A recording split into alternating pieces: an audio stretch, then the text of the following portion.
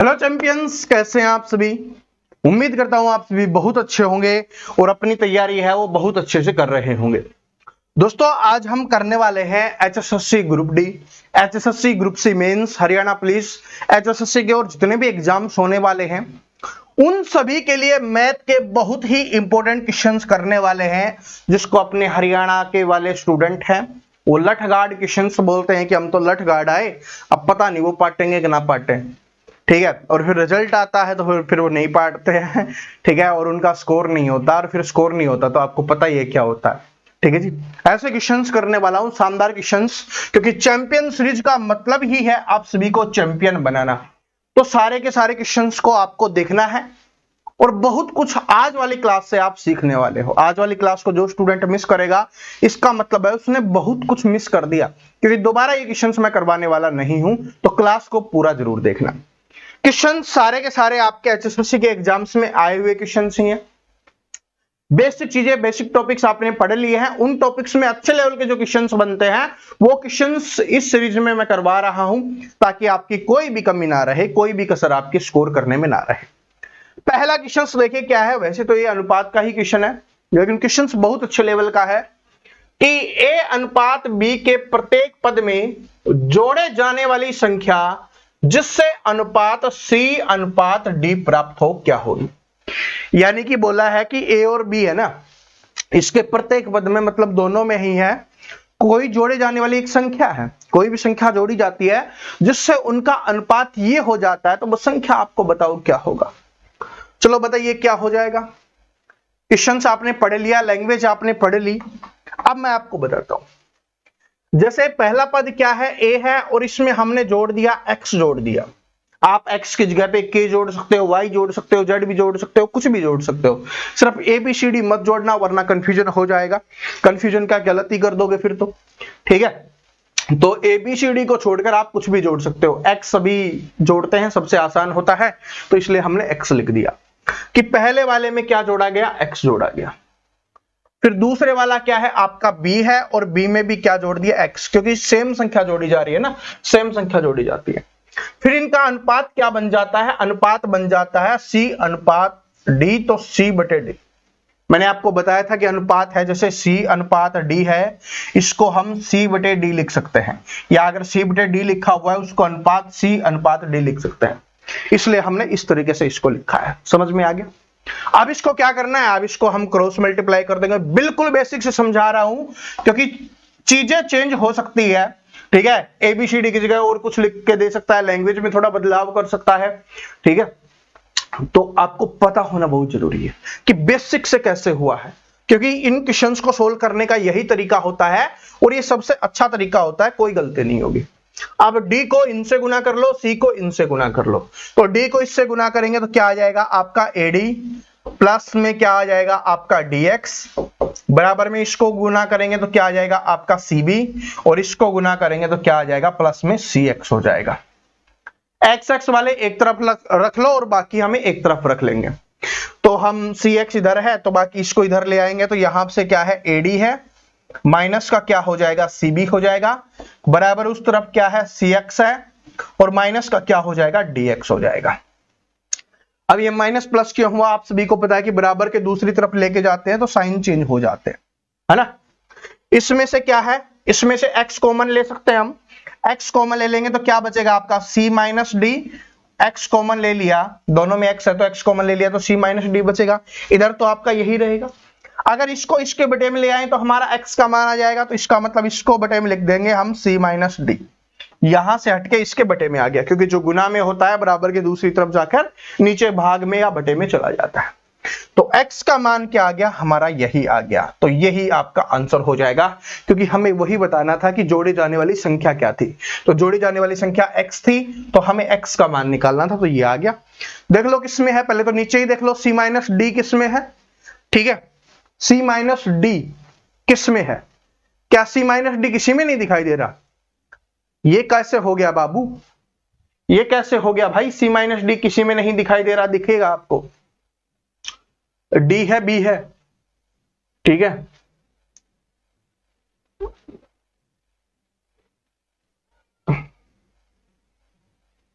क्या था, dx है ना, हाँ dx ठीक है, यही इसी में मिस्टेक है, तो c माइनस डी है, ऊपर AD माइनस BC है, AD माइनस BC आगे पीछे लिख लो कोई फर्क नहीं पड़ता, तो ये और टाइपिंग में मिस्टेक है, ठीक है।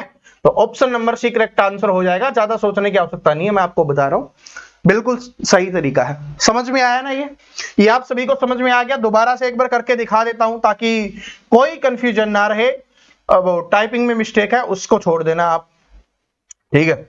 इसको देखो, ऐसे आप कर लोगे कि भाई संख्या जोड़ी गई तो a में पहले पद में x जोड़ा, b में x जोड़ा, तो अनुपात c अनुपात d बन गया। अब क्रॉस मल्टीप्लाई करेंगे तो क्या आ जाएगा आपका AD आ गया, प्लस में क्या आ जाएगा dx, बराबर में क्या आ जाएगा आपका CB या BC, और इसको करोगे तो क्या आ जाएगा प्लस का CX आ जाएगा। CB या BC गुना में आगे पीछे लिख लो कोई फर्क नहीं पड़ता, प्लस में आगे पीछे लिख लो कोई फर्क नहीं पड़ता है, ठीक है जी। माइनस वाले में हमें ध्यान से देखना है, वो मैं आपको आगे एक क्वेश्चन आएगा उसमें समझाऊंगा। अब क्या कर लो, CX XX वाले एक तरफ बाकी एक तरफ, तो इधर आ जाएगा ये आपका AD हो गया, तो ये क्या हो गया AD, और यहां से आएगा तो माइनस का BC, और बराबर में क्या है आपका CX और माइनस का DX। x हमने यहां से कॉमन लिया तो c माइनस डी, तो c माइनस डी क्या है इसके बटे में चला जाएगा, और यहां से क्या बच जाएगा x बच जाएगा। x का मान ही हमें निकालना था, तो AD माइनस BC और c माइनस डी हो जाएगा, ठीक है जी। ऐसे अपने को करना है, आपको एग्जाम्स में गलत नहीं मिलेगा, और अगर कोई क्वेश्चंस गलत आ गया मान लो एग्जाम में तो उसके नंबर आपको मिलेंगे, ठीक है जी, इस बात को नोट कर लेना। तो ऐसे आपको करना है, इसमें कोई मिस्टेक कोई गलती आपको नहीं करनी है। आगे बढ़ते हैं, अब इसमें कोई गलती नहीं होगी ना, ऐसे क्वेश्चंस आएंगे तो आराम से कर लोगे ना। चलो अगले क्वेश्चंस पे चलते हैं। अगला क्वेश्चन है मिश्रण का। देखो मिश्रण का टॉपिक मैंने आपको अलग से भी पढ़ाया है ताकि समझ में आ जाए कैसे एग्जाम्स में क्वेश्चंस करने हैं, किस तरीके से आपको करना है, ठीक है, ताकि कोई गलती ना रहे, कोई कमी ना रहे मैथ में। तो ये क्वेश्चंस आया हुआ है, देखो मैंने बताया था ना पहचानने की ट्रिक, तो ये आया हुआ क्वेश्चन है आपके HSSC के एग्जाम में। करो, अच्छे लेवल का क्वेश्चन है, इसलिए मैंने चैंपियन सीरीज में इसको ऐड किया है।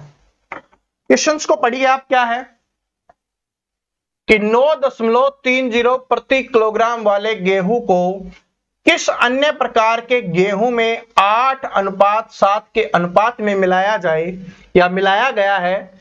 यदि मिश्रण का मूल्य 10 रुपए प्रति किलोग्राम है तो दूसरे प्रकार के गेहूं का मूल्य प्रति किलोग्राम क्या होगा। क्वेश्चन हार्ड नहीं है, लेकिन इसमें कैलकुलेशन थोड़ी सी हार्ड दी गई है, तो कैलकुलेशन के ऊपर आपको मेहनत करनी पड़ेगी। सबसे पहले क्या बोला है कि किस अनुपात में है भाई, 8:7 के अनुपात में है, और पहला जो गेहूं दिया गया है उसका दिया गया है कि 1 किलोग्राम है ना 9.30 पर केजी का ये मूल्य है। इसका मूल्य क्या होगा ये हमें निकालना है। जब ये बताया गया कि जो मिश्रण है, मतलब इन दोनों को जो मिलाकर बेचा जा रहा है, जो आपके 15 अनुपात है 8:7:15, वो 10 रुपए प्रति किलोग्राम है, तो हमने मान लिया कि ये 8 किलो था, ये 7 किलो था, जिस अनुपात में वही मान लो। तो 8 और 7 टोटल 15 किलोग्राम मिश्रण हो गया। इसको 10 रुपए प्रति किलोग्राम के हिसाब से बेचा जा रहा है, तो इसका मतलब क्या हो गया, 150 रुपए प्रति किलोग्राम हो गया, ठीक है जी। सॉरी, टोटल प्रति किलोग्राम नहीं, क्या टोटल कितने रुपए हो गए आपके, 150 रुपए, क्योंकि 15 किलोग्राम है, 10 रुपए पर केजी बेचा जा रहा है, तो टोटल कितने रुपए में बेचा जा रहा है, 150 रुपए में। इसमें से 8 किलो का रेट हमें पता है, ये कितना है भाई, 15 किलो कितने रुपए में बेचा गया ये उसका मान है, ठीक है। ये 15 किलो कितने रुपए में बेचा गया उसका मान है। इसमें से 8 किलोग्राम वाला मान हम माइनस कर देंगे तो हमारे पास 7 किलोग्राम वाला मान बच जाएगा, और वो हमारा आंसर उसी से निकल जाएगा।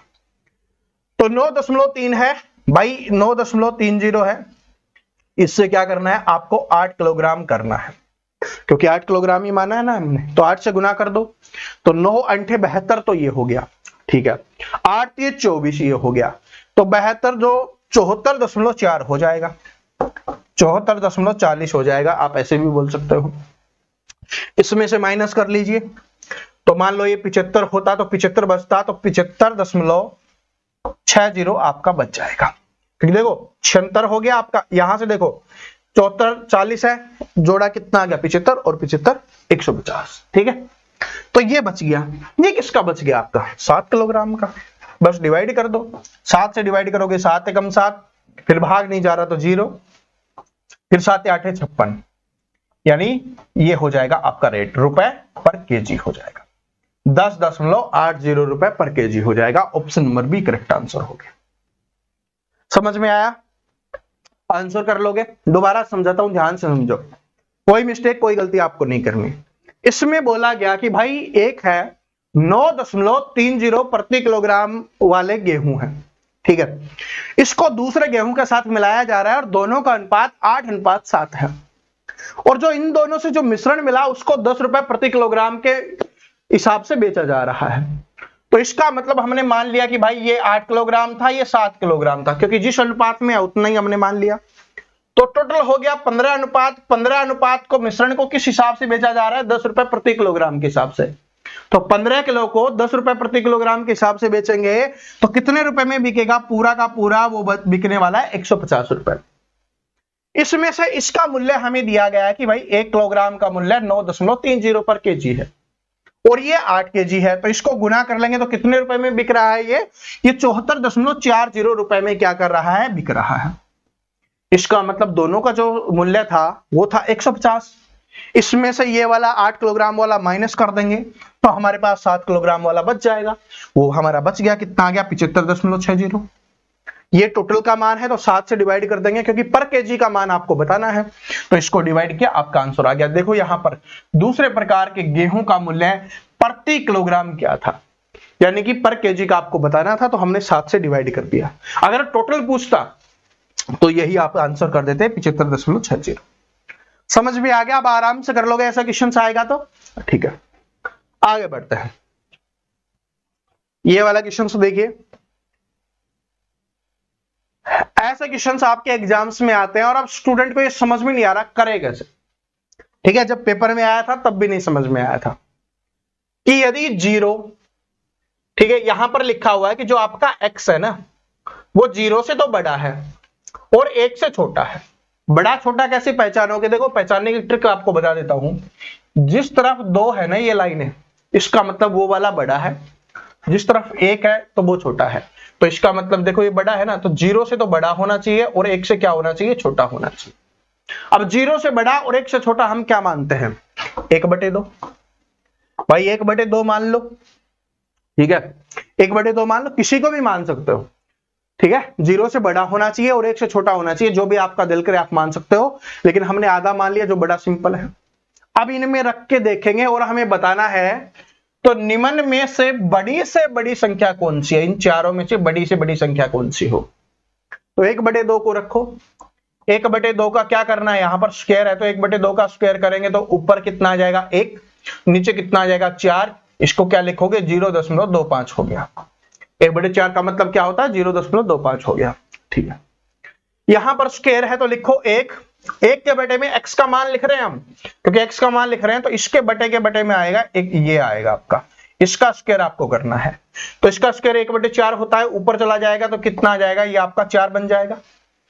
नहीं समझ में आया तो देखो यहां से बताता हूं, 1 के बटे में 1/4 हो गया, बटे के बटे में होता है ऊपर चला जाता है तो 4 ऊपर चला जाएगा, तो नीचे 1 से कोई फर्क नहीं पड़ता, मान कितना हो जाएगा? 4 हो जाएगा, तो इसलिए इसका मान हमने 4 रख दिया। इधर करके देखिए, 1 के बटे में 2 है तो ये 2 ऊपर चला जाएगा तो यहां से 2 आ गया। यहां से x है तो x का मान ही क्या है? 1/2 है तो 1/2 ही रहेगा। अब बताओ सबसे बड़ा कौन सा है? बड़े से बड़ा पूछा है ना, सबसे बड़ा, तो सबसे बड़ा यही हो जाएगा क्योंकि इसी का मान 4 है, तो ये आपका आंसर हो जाएगा। सबसे छोटा पूछता तो सबसे छोटा ये हो जाता x², क्योंकि इसका मान है 0.25, ठीक है जी। तो ऐसे आपको करना है, ठीक है।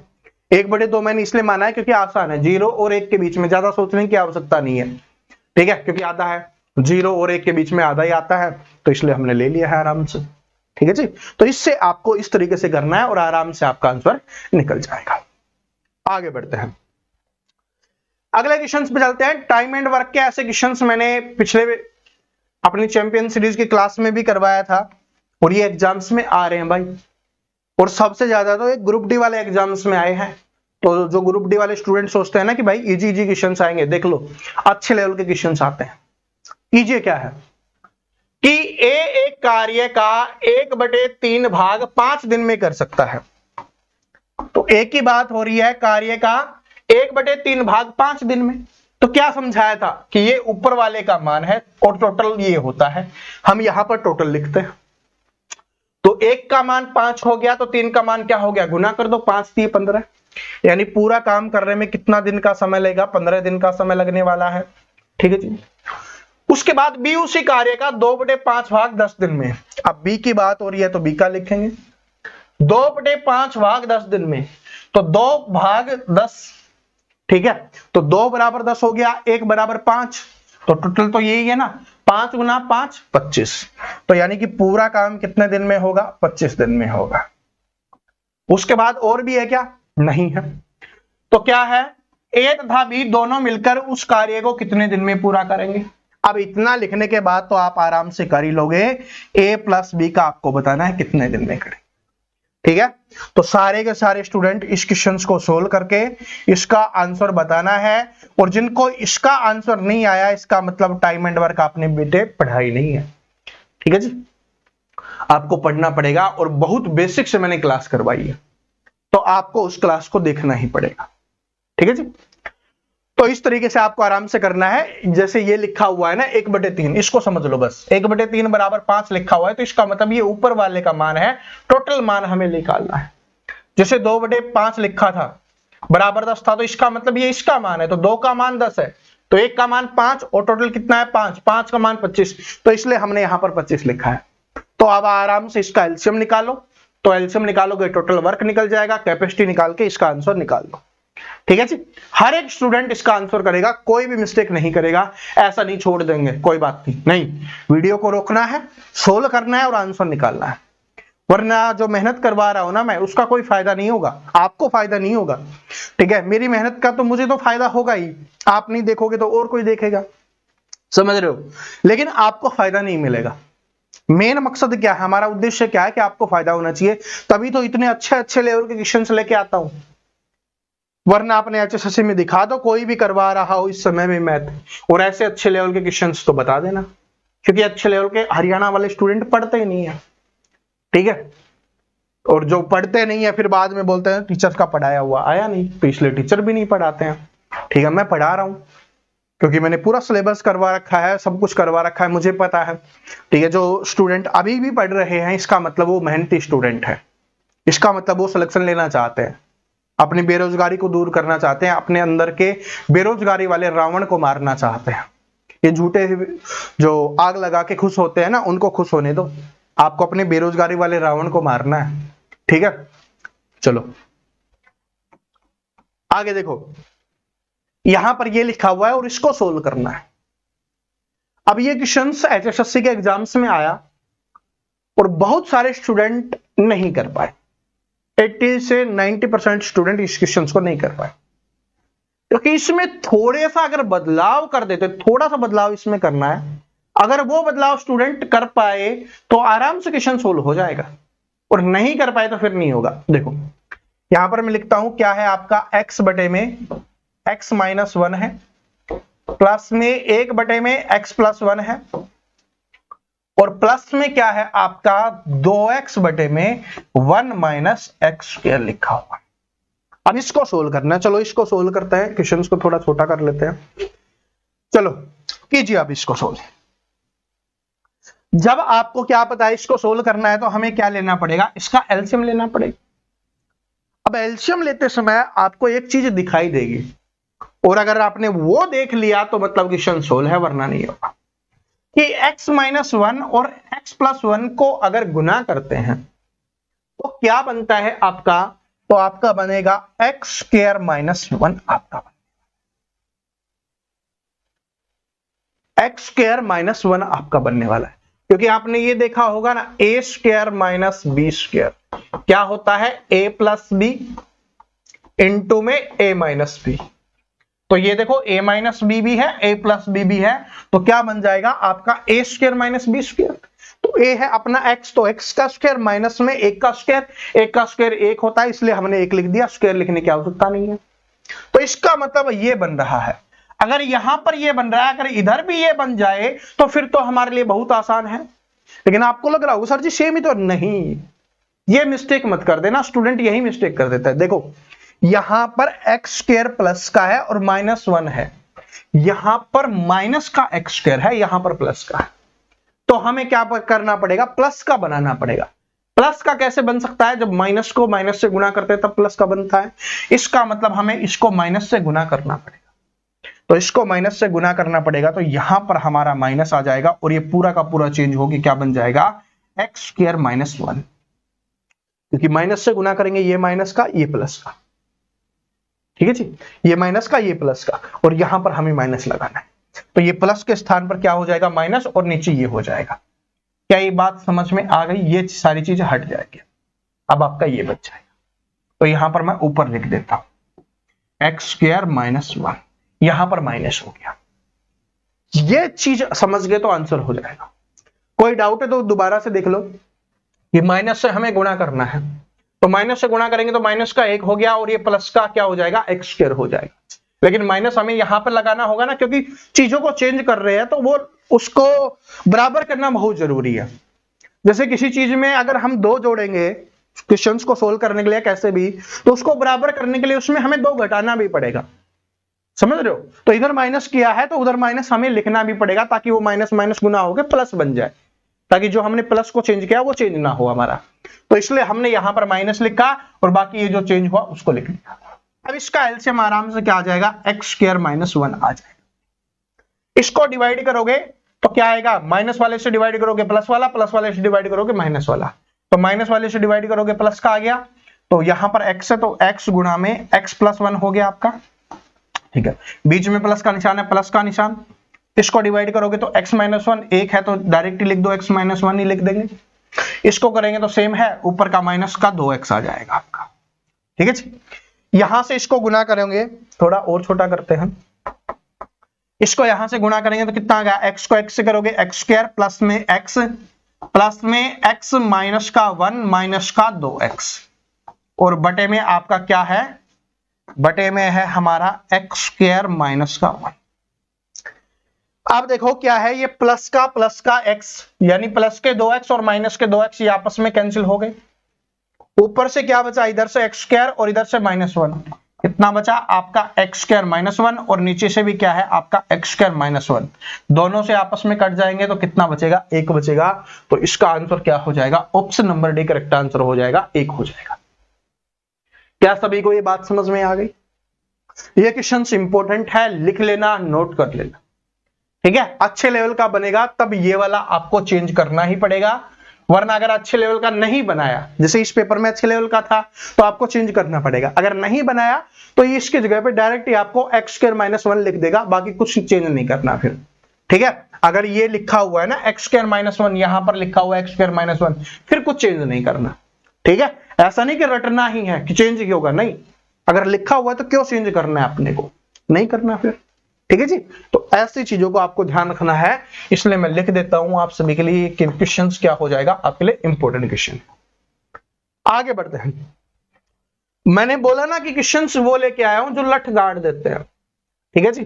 फिर स्टूडेंट्स पाटे ना पाटे वो अलग बात है, ये एचएससी के ग्रुप डी का क्वेश्चन है, समझ रहे हो, लेवल देख रहे हो, ठीक है। तो जो ग्रुप डी को सोच रहे हैं ना कि ग्रुप डी में मैथ बहुत हल्का आएगा, ये क्वेश्चंस देख लो, आपको पता चल जाएगा। अभी तक जितने भी क्वेश्चंस करवाइए ना, सारे के सारे ग्रुप डी 2023 के एग्जाम्स में आए हुए क्वेश्चन हैं, समझ रहे हो। तो लेवल समझो भाई, अगर प्रीवियस ईयर क्वेश्चंस लगाते होगे तो पता होगा कि सर जी ऐसे क्वेश्चंस आते हैं। जब मैं टॉपिक्स पढ़ा रहा था ना, उस समय स्टूडेंट बोलते थे कि सर जी ये इजी क्वेश्चंस नहीं आते। भाई वो नींव तैयार की है, ठीक है, और नींव के साथ साथ जो क्वेश्चंस मैंने करवाए हर टाइप के, इसका मतलब हम छत तक पहुंच चुके हैं, और ये लेंटर डल रहा है, और वो भी सॉलिड वाला अल्ट्राटेक सीमेंट के साथ। आपका मर्जी है, आप अंबुजा सीमेंट डालो, जो भी डालो, ठीक है। मैं अल्ट्राटेक इसलिए बताया क्योंकि हमने अल्ट्राटेक से डाला था, उस समय वही अच्छी थी भाई। अभी हर साल थोड़ा थोड़ा चेंज होता रहता ना सीमेंट्स में, तो ये देखो।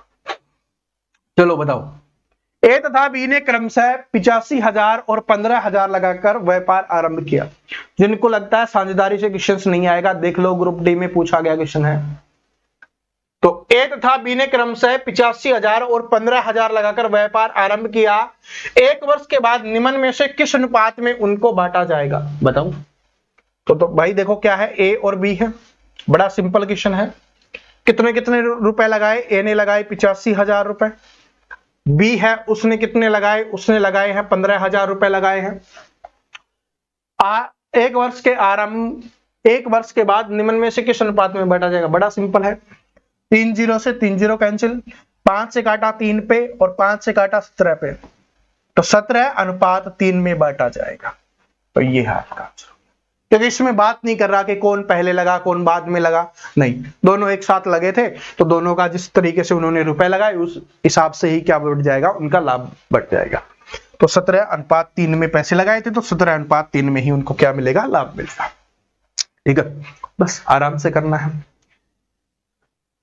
क्योंकि मैं हमेशा वही क्वेश्चंस करवाता रहता हूं ना, ये वाले क्वेश्चंस कि जिसमें 2 महीने बाद आया, 6 महीने बाद आया, तो स्टूडेंट सोचते हैं सारे वही क्वेश्चंस आएंगे, लेकिन ऐसा नहीं कि सारे वही आएंगे, कुछ नए टाइप के क्वेश्चंस भी बनते हैं। अब देखो ये क्वेश्चंस देखो, उड़ गए तोते, ठीक है, उड़ गए ना तोते, और ये बिल्कुल सिंपल मोस्ट रिपीटेड क्वेश्चन है भाई, इंपॉर्टेंट लिख देता हूं क्योंकि बहुत बार ये पहले एसएससी के एग्जाम्स में दबा कर आता था। अब एसएससी वालों ने इसको निकाल दिया है, इसको रिजेक्ट कर दिया है, तो अब अपने एचएससी में आने लग गया है क्वेश्चंस। देखो बहुत प्यारा क्वेश्चन है कि √3 का मान ये दिया गया है, √2 का मान वो दिया गया है, और इसका मान क्या होगा ये हमें बताना है। देख लो ये सेम तरीका है, ऐसे क्वेश्चंस में यहां पर संख्याएं चेंज कर देता है, और मोस्टली तो यही संख्याएं रखता है, फिर भी अगर चेंज कर दे तो बस संख्याएं चेंज करनी है, बाकी कोई बदलाव नहीं करना। ऐसे क्वेश्चंस में क्या है आपका 1/√3 प्लस में √2 है। सोल्व करने का तरीका क्या है, हमें ऐसी संख्या से गुना करना है कि नीचे वाली संख्या को हटा दे, ऊपर वाला मान हमारा आराम से निकल जाएगा। तो इसके लिए हमें क्या करना होगा, इसके लिए जो इसकी विपरीत चीज है उससे गुना करना पड़ेगा। इसके लिए क्या है, इसकी विपरीत चीज है उससे गुना करो।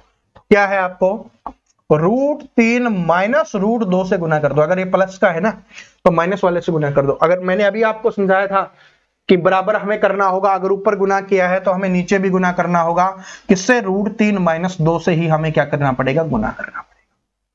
इतनी बात समझ में आ गई कि भाई ऊपर किया है तो नीचे, पता कैसे करेंगे किससे करना है, बस सेम साइन चेंज करके, √3 है तो √3, √2 है तो √2, प्लस था तो बस माइनस इस्तेमाल करना है, ऊपर माइनस है तो नीचे भी माइनस, ताकि दोनों को काटे तो बराबर हो जाए, कोई फर्क नहीं पड़े। ठीक है, अब एक बात समझ में आ गई, ऊपर 1 से गुना करेंगे तो √3 माइनस √2 आपका बच गया। अब नीचे क्या बचेगा, ये जिसने लिख दिया मतलब उसने सीख लिया है। अरे अभी आपको समझाया था, अभी जो बताया था उसी का इस्तेमाल करना है। देखो क्या है कि a plus B A minus B, तो जब a plus B A minus B होता है तो क्या हो जाएगा आपका a² माइनस b², यही तो होता है। तो लिख दो a² माइनस b², a कितना है आपका √3 है, √3 का स्क्वायर करोगे तो क्या बन जाएगा, 3 बन जाएगा, माइनस का निशान है तो माइनस, b² करना है, b क्या है √2 है, √2 का स्क्वायर करोगे तो 2 बन जाएगा, और 3 में से 2 गया तो 1 बन जाएगा, 3 में से 2 गया तो 1, तो इसका मतलब नीचे वाले से अब कोई मतलब नहीं है, क्योंकि नीचे 1 लिखा है मतलब कुछ नहीं लिखा, तो बस ऊपर वाला ही हमारा बचा हुआ है, उसी को हमने लिखना है। तो ऊपर वाला जो बचा हुआ है उसी को लिख दो, √3 माइनस का √2, √3 का मान आपके पास है, √2 का मान आपके पास है, माइनस करो आंसर निकल जाएगा। √3 का मान कितना है 1.732, माइनस में कितना करना है 1.414, यही है ना 414, बस माइनस करो आपका आंसर निकल जाएगा। 1 दशमलव समथिंग है, 1 दशमलव समथिंग है तो यानी स्टार्टिंग में तो 0 ही आएगी, तो 0 दशमलव ही रहेगा आपका, उसके बाद माइनस कर लो। देखो इधर से करो, 12 में से 4 गया तो कितना आया 8 आया, ठीक है, उसके बाद 12 में से 1 गया, सॉरी 2 में से 1 गया तो कितना बचा 1 बचा, उसके बाद यहां पे क्या है आपका 7 है, 7 में से 4 गया 3, तो 0.318 हो जाएगा, तो option number B correct answer हो जाएगा। क्या समझ में आया, ठीक है, इस वाले में मिस्टेक नहीं होगी क्योंकि इन दोनों का गुना करना है, क्योंकि ये क्या है a प्लस बी, अभी पीछे बताया था a माइनस बी, तो जब a प्लस बी, यही तो बताया था कि भाई जब a प्लस बी हो a माइनस बी हो, देख कैसे लिखा गया a माइनस बी हो, तो इसको हम क्या लिखते हैं a² माइनस का b² लिखते हैं, तो ए स्क्वायर क्या था, ए क्या था आपका √3 का स्क्वायर करोगे 3, बी क्या था √2 का स्क्वायर करोगे 2, दोनों को माइनस करेंगे 1, तो नीचे 1 आ गया तो कोई मतलब नहीं है। ऊपर हमारी ये संख्या बच गई, इसके √3 का मान हमने रखा, √2 का मान रखा, माइनस तो माइनस कर दिया, आंसर निकल गया। ठीक है, तो ऐसे आपके इन क्वेश्चंस को सोल्व करना है। आज वाले जितने भी क्वेश्चंस मैंने करवाए हैं, इन सारे के सारे क्वेश्चंस को आपको अपनी जो नोट्स बना रहे हो, नोटबुक बना रहे हो, उनमें लिख लेना, क्योंकि ऐसे क्वेश्चंस दोबारा रिपीट नहीं करवाऊंगा मैं। ठीक है, टेंशन मत लो, करवा दूंगा। ये तो उन स्टूडेंट के लिए बोलता हूं जो नहीं पढ़ते ना, ताकि वो पढ़ ले क्लास को। करवाऊंगा हर टाइप के क्वेश्चंस दोबारा से रिवीजन। ठीक है, क्योंकि मेरा लक्ष्य है आप सभी का सिलेक्शन करवाना। लेकिन अभी जितना जल्दी सीखोगे ना तो फिर रिवीजन होगा, उस समय सीखोगे तो हो सकता है पेपर में भूल जाओ, अभी सीख लोगे तो वो रिवीजन हो रहा होगा, तो जो सीखी हुई चीज है वो दोबारा से रिवीजन हो जाएगा, फिर पेपर में गलत नहीं होगा। क्योंकि अभी पहली बार में क्या होता है, थोड़ा सा कम समझ में आता है, जब दोबारा करेंगे तो और अच्छे समझ में आ जाएगा। ठीक है, अगर आप खुद प्रैक्टिस करोगे ऐसे क्वेश्चंस की तो फिर तो बल्ले बल्ले ही है। ठीक है जी, तो मैं आपके एचएसएससी में जितने भी आप ये एग्जाम्स होने वाले हैं, चाहे ग्रुप डी का हो, ग्रुप सी मेंस का हो, हरियाणा पुलिस का हो, सारे पटवारी, ग्राम सचिव, सभी के जो मैथ के क्वेश्चन है ना, उनमें बेस्ट क्वेश्चन है वो सारे निकाल के लेके आऊंगा। ठीक है, ग्रुप डी के तो मैंने कल करवा दिए हैं, पिछली क्लास में भी करवाया था, इस क्लास में भी ग्रुप डी के ही करवाए हम। अब आगे और जो बचे हुए हैं ना, उन सभी के करवाते रहूंगा, अच्छे क्वेश्चंस कैसे आ सकते हैं वो। ठीक है, बाद में एक्सपेक्टेड वाली सीरीज तो आपकी आएगी, उसमें तो आप सीख ही जाओगे फिर। ठीक है, रिवीजन हो जाएगा। तो आज वाली क्लास कितनी धांसू, कितनी शानदार, कितनी जबरदस्त थी, कमेंट करके जरूर बताना। कोई भी डाउट रह गया हो, कोई भी समस्या रह गई हो तो बता देना, अगली क्लास में दोबारा से सोल्व करवा देंगे, उस समस्या को दूर कर देंगे, क्योंकि आपका सिलेक्शन ही हमारा लक्ष्य है। जय हिंद।